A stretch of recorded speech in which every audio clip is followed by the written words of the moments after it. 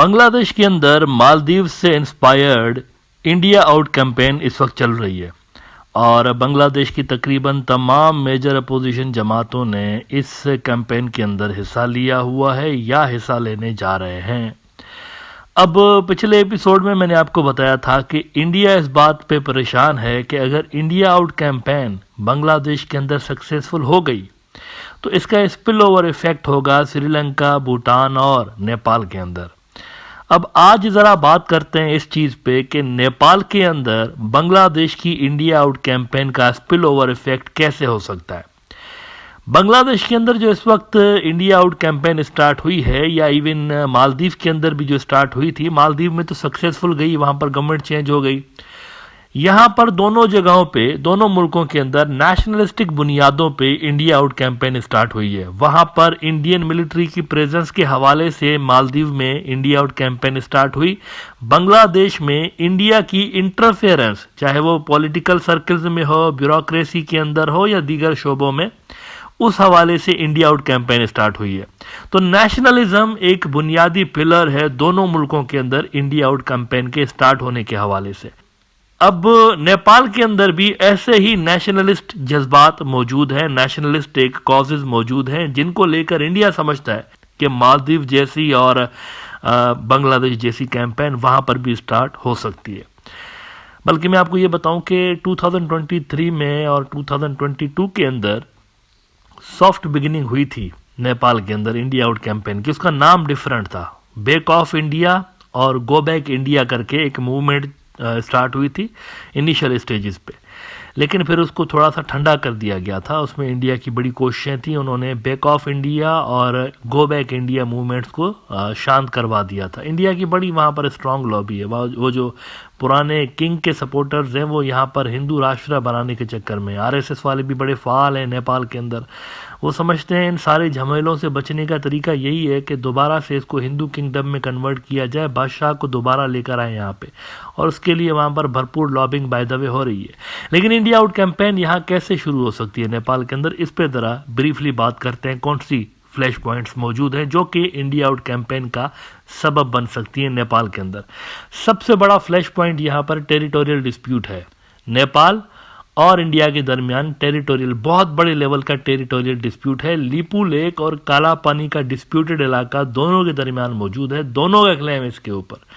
Lipu lake और काला पानी बेसिकली नेपाल के इलाके हैं, लेकिन उस पर कब्जा इंडिया ने किया हुआ है।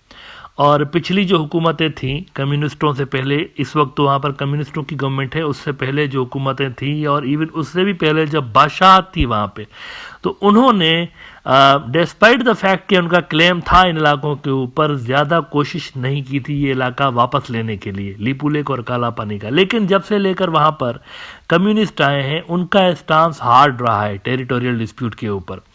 और ये डिस्प्यूट तब और ज़्यादा शिद्दत के साथ सामने आया था जब 2019 में मोदी ने कश्मीर और लद्दाख को इलीगली एनेक्स किया था और आर्टिकल 370 हटा दिया था। तो उसके बाद इंडिया ने एक नया मैप जारी किया था। उस नए मैप के अंदर उन्होंने लीपू लेक और काला पानी के जो नेपाल के इलाके हैं उनको अपना इलाका जाहिर किया था, जिस पे नेपाली भड़क गए थे और नेपालियों ने इंडिया के सामने एहतजाज किया था कि ये हमारे इलाके हैं। और बल्कि पहली बार ऐसा हुआ था कि स्टैंड ऑफ हुआ था दोनों मुल्कों की फौजों के दरमियान। इधर से नेपालियों ने भी, गालिबन ये केपी ओली शर्मा का दौर था, उस ज़माने में दोनों मुल्कों की जो फौजें हैं आमने सामने खड़ी हो गई थी और काफ़ी दोनों में टेंशन्स जो है वो बहुत ज़्यादा हो गए थे।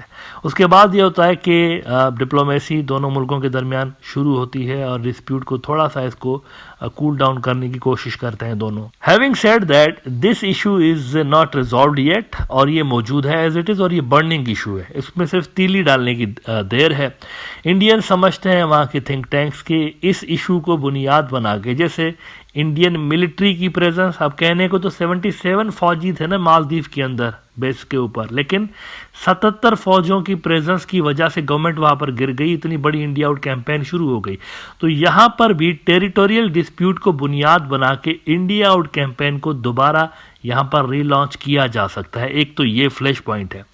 दूसरा छोटे लेवल का फ्लैश पॉइंट भी है और वो है ये जो अग्निपथ स्कीम हुई थी, ये इंडिया ने जो अग्निपथ स्कीम लॉन्च की है, जिसमें उन्होंने गोरखा जो सिपाही होते हैं, नेपाल के सिपाही, अब नेपाल के अंदर बहुत बड़ी तादाद में लोग ऐसे हैं जिन्होंने कहीं ना कहीं कभी ना कभी इंडिया की फ़ौज में काम किया हुआ होता है, और इंडिया से वो हर महीने बहुत बड़ा अमाउंट ले रहे होते हैं पेंशन्स और सैलरीज की मद में। नेपाली इंडिया की फ़ौज में वो काम करते रहे, और ये आज से नहीं हुआ, ये 1947 से लेकर है। गोरखा रेजिमेंट जो नेपालियों पे मुश्तमिल एक हिस्सा है इंडियन फ़ौज का, गोरखा रेजिमेंट, बहुत सारे यहाँ से एक बड़े बड़े इनके ऑफिशियल्स भी, इवन जो फॉर्मर आर्मी चीफ थे बिपिन रावत, वो भी गोरखा रेजिमेंट के अंदर थे। उसके बाद जो आर्मी चीफ आए इंडिया के, वो भी गोरखा रेजिमेंट के थे।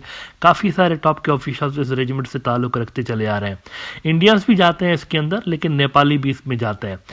गोरखा रेजिमेंट जब 1947 में इंडिया और पाकिस्तान अलग अलग हो गए थे, तो पाकिस्तान ने क्लेम किया था कि ये हमें दे दें, गोरखा रेजिमेंट इसका हिस्सा हमें दे दें, लेकिन नेपालियों ने मना कर दिया था। नेपालियों ने इंडिया के साथ जाना प्रेफर किया था।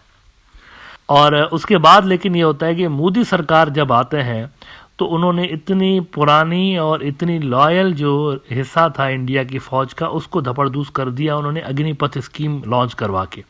और एक तरह से यूँ समझें कि लाखों जो नेपाली हैं उनकी रोजी रोटी पे उन्होंने लात मार दी। अब वो यहाँ पे आ नहीं सकते, क्योंकि अग्निपथ स्कीम ये है कि 4 साल आप काम करिए फ़ौज के अंदर, उसके बाद आपको सैलरी देकर और लात मार के निकाल देते हैं। कोई पेंशन नहीं है, कोई बेनिफिट नहीं है। अग्निपथ स्कीम जब लॉन्च हुई थी, तो बहुत सारे इंडिया के जो टॉप के ऑफिशियल्स थे, वो ये समझ रहे थे कि हमारे साथ धोखा किया गया। अब इंडिया ने ये लॉन्च इसलिए की थी क्योंकि पेंशन की उनका जो बिल बनता है बहुत बड़ा बनता है। फौजियों की पेंशन का जो बिल है बहुत बड़ा बिल बनता है, और अच्छा खासा एक्सपेंडिचर इंडिया का हो जाए। ये जो आप देखते हैं ना, लंबा चौड़ा इंडिया का डिफेंस का बजट होता है, इस डिफेंस के बजट में आधे से ज़्यादा तो ऐसे ही गैर ज़रूरी खराजात होते हैं, मतलब ऐसे ही फजूल किस्म के, जैसे पेंशन हो गई या सैलरीज हो गई, ये हैं। अब ये जो एक्सपेंडिचर होते हैं, इसका बेसिकली डिफेंस से एज सच ताल्लुक़ नहीं होता। अगर देखा जाए तो डिफेंस के जो प्रॉपर अखराजात होते हैं ना, वो कुछ और, जैसे मिसाइल बनाने में कितने लगा रहे हैं आप, दूसरे आप इक्विपमेंट्स बनाने में कितना पैसा लगा रहे हैं, ये प्रॉपर डेवलपमेंटल और बाकी एक्सपेंडिचर्स होते हैं। तो अग्निपथ स्कीम जब आई, तो गोरखों की रोजी रोटी बंद हो गई, और तब से लेके आज तक एक भी नेपाली इंडिया की फौज में नहीं गया। तो ये भी एक ऐसी चीज है जिसने इंडिया को अनपॉपुलर किया हुआ है नेपाल के अंदर। सबसे बड़ा फैक्टर मैंने आपको बताया टेरिटोरियल डिस्प्यूट है, जिसके बलबूते पे एंटी इंडिया मूवमेंट को ट्रिगर किया जा सकता है। दूसरा ये है, और तीसरा ये है कि इंडिया की इंटरफेरेंस है नेपाल के फॉरेन पॉलिसी के अंदर। नेपाल की जो इलीट क्लास है, वहाँ पर एक सोच है कि चाइना के साथ ताल्लुकात मज़ीद बेहतर होने चाहिए, चाइना के साथ कनेक्टिविटी होनी चाहिए, लेकिन इंडिया इस सिलसिले में रोड़े अटका रहा है। और ऊपर से ये भी दबाव इंडिया की जानिब से बनाया जा रहा है कि आप बेल्ट एंड रोड्स इनिशिएटिव जो चाइना का है, उसमें से बाहर निकलें, उसको आप इतना ज़्यादा सीरियस मत लें, हम आपको उतने प्रोजेक्ट्स देते हैं, हम आपके अंदर इन्वेस्टमेंट देते हैं उतनी। इसको भी नेपाल के अंदर ज़्यादा पसंद नहीं किया जा रहा। नेपाल के अंदर जो एंटी इंडिया फोर्सेस मौजूद रही हैं, अभी भी हैं, ख़ास तौर पर वो फोर्सेस हैं ये जो कि कम्युनिस्ट पार्टीज़ को सपोर्ट करते रहते हैं, और उनकी सिग्निफिकेंट तादाद है, वो गवर्नमेंट बना रहे होते हैं, अभी भी आप देखिए उन्हीं की हुकूमत है। तो ये उनकी इस इंटरफेरेंस को पसंद नहीं करते नेपाल के इंटरनल मामलात के अंदर। लिहाजा ये 3 फैक्टर्स ऐसे हैं जो कि एक सॉलिड रीज़न प्रोवाइड कर रहे हैं नेपाल के अंदर इंडिया आउट कैंपेन स्टार्ट करने के हवाले से। अगर बांग्लादेश के अंदर इंडिया आउट कैंपेन मोमेंटम पकड़ती है और सिग्निफिकेंट होती है, अभी तक अगर आप देखें तो इनिशियल स्टेजेस में है ये, अगर वहाँ पर मोमेंटम पकड़ती है ढाका के अंदर, तो इसका स्पिल ओवर इफेक्ट जो है वो नेपाल के अंदर भी महसूस आने वाले दिनों में किया जा सकता है।